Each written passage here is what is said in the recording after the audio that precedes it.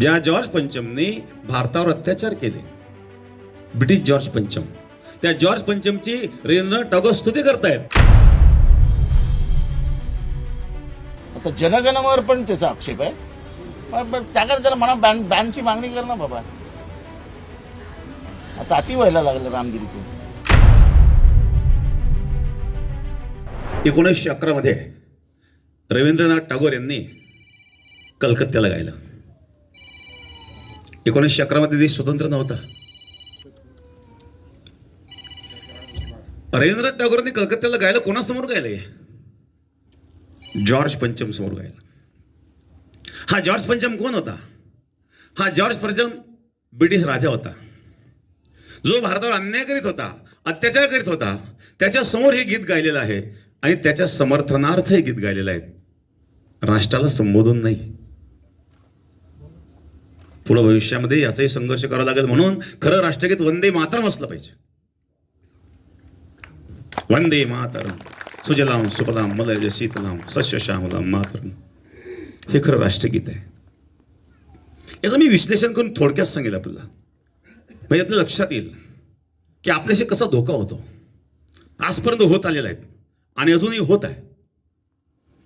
1911चा तो प्रसंग, जॉर्ज पंचमच्या समोर रवींद्रनाथ टागोर उभे आहेत आणि जॉर्ज पंचमची स्तुती गात आहेत. काय स्तुती गात आहेत? जन गण मन अधिनायक जय हे. कोण? जॉर्ज पंचम. ज्या जॉर्ज पंचमने भारतावर अत्याचार केले, ब्रिटिश जॉर्ज पंचम, त्या जॉर्ज पंचमची रवींद्रनाथ टागोर स्तुती करतायत आणि काय सांगतायत? जनगण मन अधिनायक जय हे. भारत भाग्य विधाता, तुम्ही भारताचे भाग्य विधाता आहात. कोण? जॉर्ज पंचम. पंजाब सिंध गुजरात मराठा हे सर्व प्रांतांची नाव आहेत. पंजाब सिंध गुजरात मराठा द्राविड उत्कल वंग विंध्य हिमाचल यमुना गंगा. काय करतायत? उच्छल जलधी तरंग. यातून जे तरंग निघतायत, कशाचे तरंग निघतायत? तव शुभ नामे जागे, तर तुमच्या शुभ नामाच्या ठिकाणी जागे आहेत.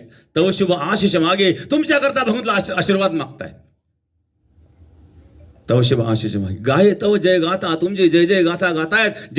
जनगण मंगल दायक जय हे. भारत भाग्य विधाता, या भारताचे तुम्ही भाग्य विधाता आहात. अशा प्रकारची स्तुती ही जॉर्ज पंचमची रवींद्रनाथ टागोर यांनी केलेली आहेत. इथं राष्ट्राला संबोधन एकही शब्द नाही. आता कदाचित माझ्या या शब्दावर काही लोक ऑब्जेक्शन घेतील. पहा, इतिहास आहे, शोधा तुम्ही इतिहास. हे शब्द माझे नाही आहेत. रवींद्रनाथ टागोर यांचे फार मोठं कार्य आहे. रवींद्रनाथ टागोरांनी शिक्षण संस्थेमध्ये मोठं कार्य केलं. पण एक लक्षात ठेवा, आजही शिक्षण संस्था चालवणारे जे लोक असतात ना, त्यांना राजनीतीबरोबर समतोल राखावा लागतो, तर ते शिक्षण चालतं. ब्रिटिश काळामध्ये ज्यांनी भारतावर राज्य केलं, त्या काळामध्ये ज्यांनी शिक्षण संस्था चालवल्या, त्यांना ब्रिटिशांना धरून चालवावं लागत होतं आणि म्हणून त्यांनी ब्रिटिशांची स्तुती केलेली आहे आणि या स्तुतीवरून त्यांना नोबेल पुरस्कार मिळालेला आहे. म्हणून खरं राष्ट्रगीत हे वंदे मातरम हे झालं पाहिजे. उद्या भविष्यामध्ये आपल्याला याच्याकरता सुद्धा संग्रह करा आणि संघर्ष करावा लागणार आहेत. कारण अशा प्रकारचे गुलामगिरीचे असे शब्द आमच्या मुखात आम्ही का काढावे? हा इतिहास आपल्याला माहित नाही आहेत आणि म्हणून एक आपल्या भावनेचा सुद्धा या ठिकाणी गैरफायदा घेतला जातो. आणि म्हणून अशाच प्रकारे वेगवेगळ्या पद्धतीने शिक्षण संस्थेतून चुकीचा इतिहास आम्हाला शिकवला गेला. आम्ही रामाचे कृष्णाचे वंशज आहोत. आम्हाला शालेय शिक्षणामध्ये शिकवलं गेलं की पाश्चिमात्य देशातून आर्य भारतात आले आणि भारतात आल्यानंतर त्यांच्यामध्ये भरत नावाची टोळी होती आणि त्यामुळे भारत देश नाव पडलं. चुकीचा इतिहास शिकवला गेला. भारत देश हा कोणत्या पाश्चिमात्य देशातून आलेल्या आर्यांच्या टोळीचा नाही आणि आर्य पाश्चिमात्य नव्हते, आर्य भारतीय होते. आर्य आमचे पूर्वज होते. राम पाश्चिमात्य देशातून आलेले नाही आहेत, कृष्ण पाश्चिमात्य देशातून आलेले नाही आहेत आणि आर्य संस्कृती पाश्चिमात्य देशामध्ये कुठेच नाही आहे. आता त्या रामगिरीला जोड्याने मारायची वेळ आली. आता जनगणवर पण त्याचा आक्षेप आहे. पण त्याकडे त्याला म्हणा बॅनची मागणी कर ना बाबा. आता अति व्हायला लागलं रामगिरीचं. इतिहास रामगिरीकडनंच शिकायचा आता देशाने.